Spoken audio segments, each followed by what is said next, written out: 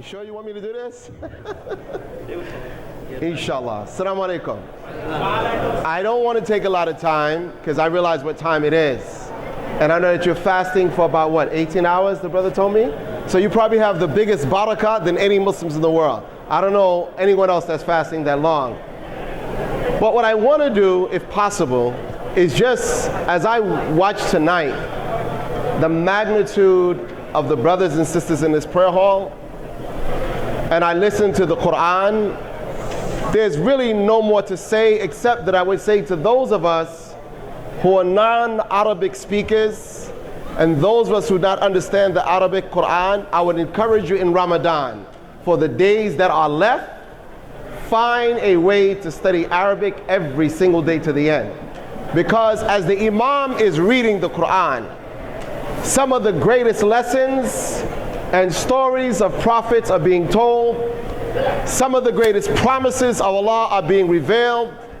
And the foundation that will inspire all of us is being recited in our very presence. But due to circumstances, most of us, we don't understand what the Quran is saying. How many of you understand Arabic? Raise your hand. Okay. How many don't understand? Raise your hand. So for those of you that understand Arabic, it is your duty to start teaching those who don't know. And don't make no excuses for not teaching. Because it's beautiful to listen to the Quran and have an emotional expression. Oh, it sounds beautiful. But to have an emotional intelligence response, meaning that not only do you feel the power of the revelation, but you understand the message, is such a tremendous blessing. And I started studying Arabic when I was like 16 years old. And I went to Mecca to learn more about Quran and the Prophet's life.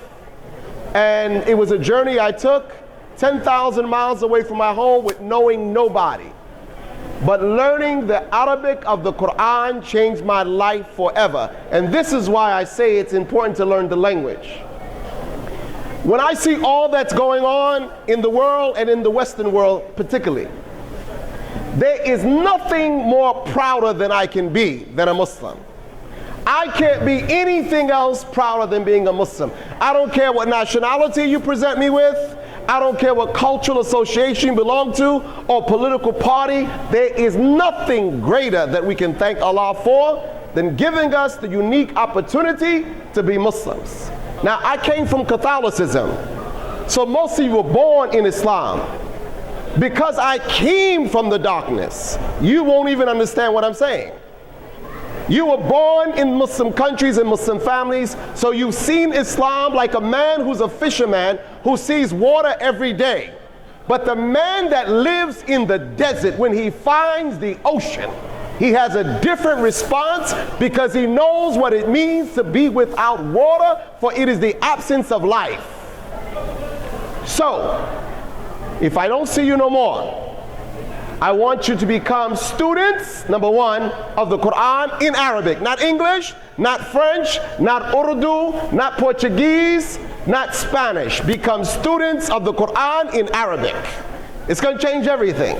It'll give you clarity. You'll know as a Muslim in the 21st century where you stand on every issue in society, and you will capture the wisdom of how to deal with 21st century problems that are really problems of ancient times, because there's nothing new that man does in disobedience to Allah that has not been done before.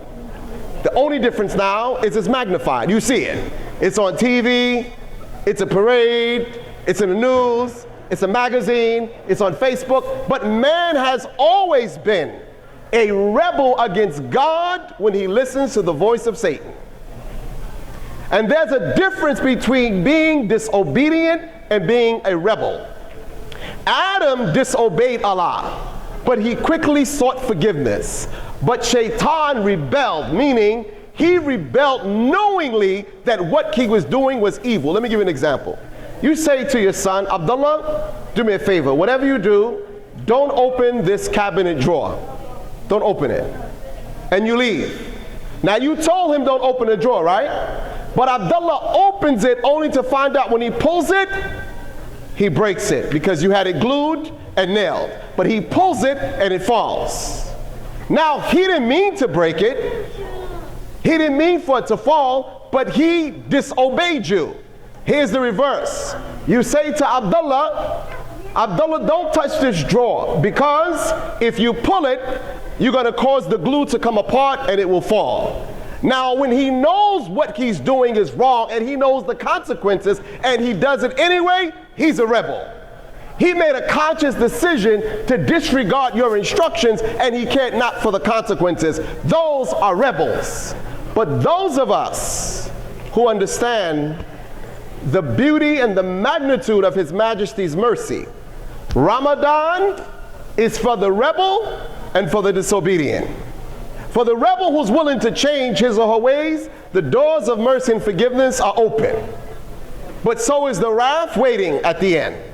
And for those of us that live in disobedience, it is a moment for us to reflect on Allah subhanahu wa ta'ala's mercy, on His power to forgive, but also reflect upon the consequences that we bring upon ourselves and unborn generations for things that we do or things that we fail to do. See, some people think if they don't do anything, they're okay. Like Allah, I didn't do anything wrong, but I let other people do wrong. No. As a Muslim, we're not allowed to do wrong and we can't watch others go wrong. So one of the most powerful things the Prophet ﷺ said, that one of the things that Allah loves most is a word of truth in the presence of a tyrant. What will free the people of the world today from the gates of darkness is Muslims and those who believe in truth to stand up for justice and speak even at the expense of losing your life. Did not they want to kill Jesus? Of course, peace be upon him. Did not they try to kill Abraham? Absolutely. They put him in the fire. Did not they want to kill Prophet Muhammad sallallahu alaihi wasallam? Of course. You remember the Quraysh when they gathered their young people together and they said, when the Prophet, peace be upon him, comes out, each one of you will strike him with the sword. They wanted to kill him. So I want you to think, if you or I ever decide to be real followers of Muhammad sallallahu alaihi wasallam, do you think people will kill you? Of course. Do you have to commit a crime? No. Because the war against Islam is a confrontation with God which no man can win. People who don't like you, it's not because of you. When somebody don't like Islam, it's not you. You're not Islam. You're just a Muslim.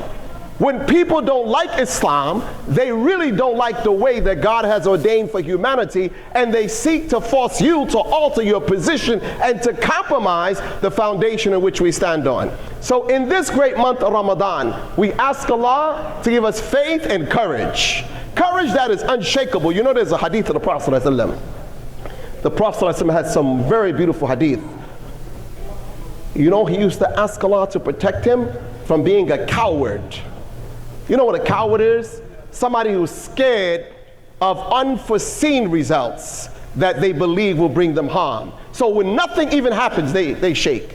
Sometime when I go give speeches in Washington and other places, Muslims, they gather around me and they say, Brother Abdul Malik, do me a favor. Be careful what you say. Brother, what am I saying? You more concerned about me speaking than those who I'm speaking to. I had an experience the other day. I was invited by a Muslim brother to a meeting at NYPD Police Pension Center in Manhattan next to the World Trade Center. He was getting an award. So he took me there to get his award. And when he was getting his award, there was a little press, a little, not press, but a little conversation going on. And the First Deputy Commissioner of New York City Police Department, Mr. Benjamin B. Tucker, was talking in the room. And he was talking about terrorism and counterterrorism. And I was sitting there. So when they finished their meeting, they went around the room to introduce everybody. Now we walked into the building because the brother with me looks like he's European. So they just told us, get head up. Had they known he was a Palestinian, he would have got searched, if not for guns, for rocks. But he would have been searched. So we went upstairs, we sat down, everybody gave their speech, and then the former deputy inspector said, can everybody go around the room and introduce themselves? So people say, I'm Detective so-and-so, and I'm Prosecutor so-and-so, I'm Judge so-and-so, I'm this person from this department. And when they got to me, I said, well, they had made a comment earlier. they said that many people take the police tests and they're waiting 3 and 4 years to get their results back. And we have to change that. So as they was talking, I listened. So when they got to me, and they said, well, can you introduce yourself? I said, yes. I'm Imam Abdul Malik, and I'm watching.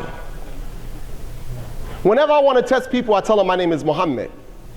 Always. When I want to see how a person responds to me, when I go in any store and they say, how can I help you? So what's your name? Muhammad. When I say Muhammad, if they change, I got them. But if they act normal, I know they're conscious. People respect everybody. So I said, my name is Imam Abdul Malik. Now, I don't really use the name Imam, but I told him I'm Imam Abdul Malik. I said, Commissioner, you know, I had to become an Imam because I took the police test 28 years ago and you still haven't called me. Can you look into my application? You know what the first deputy police commissioner said? Wallahi, he said this to me. And the room was filled. He said, well, you still are doing God's work. Wallahi, that's what he said. He said, still you're doing God's work. When we left, the brother who invited me, he said, Brother Abdul Malik, you scared me. He said, I thought you was going to say your name is Malik and you're with my corporation. And I'm saying, brother, what are you scared of? Why are you so scared? You're scared of these people. Who are these people that you're afraid of? Why are you so scared? Why don't you be like David, who when he looked at Goliath, his size didn't impress David. Some people thought that David or Goliath being so big and so strong, many people was afraid of Goliath because he was so big. But David being so little, he saw Goliath's height as a deficiency and an easy target to be taken down because he was easy to get. But it's not your size that matter. As my brother Salahuddin told me, it's not the size of a man that matters, it's the size of his heart. And we need Muslims in America today to have a little more courage. Respect everybody, but don't hide from who you are, because our sons and daughters need in this time a sign of courage. And look at what happened here tonight. It's almost 1 o'clock in the morning. We're standing in the gates of North America, hearing the Quran, fasting in Ramadan, and worshiping Allah and calling upon Him. Do you think Allah is not listening to your prayers? Do you actually think there's nobody in here that is close enough to Allah to get a prayer in that can be answered for your safety, your security, and prosperity for you and for your children? There's some Muslims in Seattle and across America that Allah hears their prayers. And we have to believe that, because there's no way we could have survived this long after certain things have happened except that His mercy is upon us. But I see something that I want you to see one day. Muslims are powerful people. If they do what Allah says do, look at around this room. Every ethnicity, every culture, every shade of color is in here. And we only came to pray. And what drew us here? The book of Allah. The book of Allah. What keeps us standing? The book of Allah. What keeps us fasting? Our knowledge that Allah has commanded us to do such. So I'll leave you with this. If I never see you again, in the last 10 nights of Ramadan, search for that one night of destiny. They call it the night of power. Qadr don't mean power. Qadr means destiny. Look for that one night that Allah subhanahu wa ta'ala will seal your destiny with forgiveness, mercy, and grace. 1,000 years, I believe, is about 1,000 months, I believe, is about 84 and a quarter years of a lifetime. You only need one chance in Ramadan to get everything in order. Look for that opportunity and don't blow it. And in this month of Ramadan, my recommendation to you, there's always going to be problems in the media. Leave the media alone for now. Just for Ramadan, leave the media alone, read your Quran and reflect. You're going to have plenty of time for Fox News and CNN and New York Times and all the wars that's going on. All the wars and killing you see, that is prophesized. It must be as you see it. Everything that you see is already by Allah's will. And the more the Muslims get beat, the more they come back to Allah. When the Muslims get rejected, they go back to the mosque. That's where they go. When they go high up the ladder and they're told, get out of here, you're not one of us, where you run back to? The masjid, which is good. So if rejection brings you home, then you should thank Allah for the rejection. But once you come home, when you go back out, you should go back out with your head up high. Not because you're better than anyone else, but because you found your way home. For this is home for us. Worshipping Allah and praying for the well-being of all Muslims. And as the Imam was reading, may Allah bless us to become humble where we love the Muslim. Wherever we see the Muslim, may Allah bless us. Whenever we see a Muslim, just love them for the sake of Allah. Don't get into debating with other Muslims. You know, brother, it would be nice, you know, if your pants was high. Brother, it would be nice, you know, if you had this, if you look like this. Or sister, it would be nice, you know, if you didn't have red toenail polish on. Leave people alone. We got enough problems than to be worrying about nail polish. Not that it's not important, but when a sister comes to pray in the mosque and you've never seen her, you should embrace her with love and affection and do everything you can to give her first-class customer service, because she's in the house of the King of all kings. This is not your house. This is Allah's house. And everybody is welcome in here as they are. We got to be humble. When you see somebody come in here, the young brother that comes in, he got his hat backwards, he got a Nike shirt on, he got Michael Jordan on in the face and all that, and you see him coming in, let him come in. If you want to talk to him about the shirt, pull him aside and say, brother, you know what? You look like you like sports shirts. We got a catalog in the masjid. We got some shirts, we want to give you a nice one. Give him a nice Nike shirt that don't have an image on it.